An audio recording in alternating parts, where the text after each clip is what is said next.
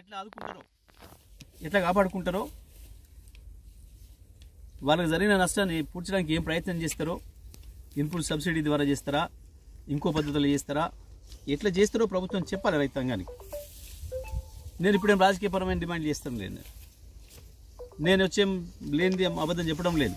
మీరు చూపించండి, ఎటు చూసినా మనం నిలబడ్డ చోట చుట్టూ ఎండిపోయిన పొలాలు కనబడుతూ ఉన్నాయి.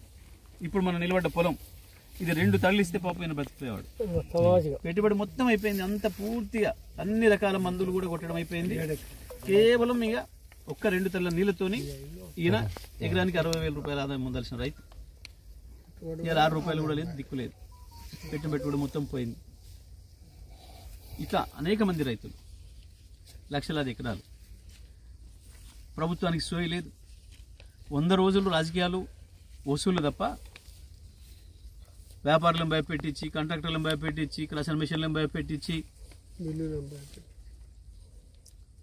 రైస్ మిల్లులను భయపెట్టించి కోట్ల రూపాయలు వసూళ్లు, ఇసుక దందాల మీద వసూలు తప్ప పైన ముఖ్యమంత్రి ఏమో వసూలు చేయాలి, ఢిల్లీకి ముడుపులు కట్టాలి తప్ప రైతుల ఇళ్లలో ముడుపులు పోతున్నాయని సోయి లేదు.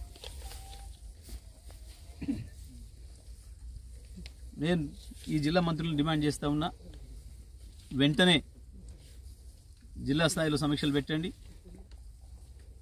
మొత్తం నష్టపోయిన రైతాంగం 8 లక్షల ఎకరాల పొలాలు ఎండినాయి, వివరాలు సేకరించండి.